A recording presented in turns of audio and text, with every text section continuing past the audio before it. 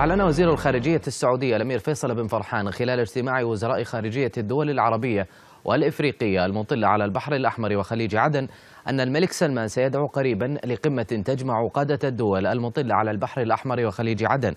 كما أعلن عن إقرار ميثاق دول المجلس خلال اجتماع الرياض. في البداية أن أرحب بكم في بلدكم الثاني المملكة العربية السعودية، كما يسرني أن أشكر أصحاب المعالي والسعادة على المشاركة في هذا الاجتماع الهام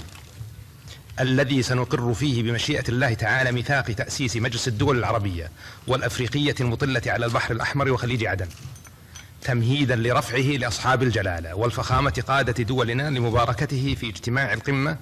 الذي سيدعو له سيدي خادم الحرمين الشريفين يحفظه الله قريبا إن شاء الله تعالى.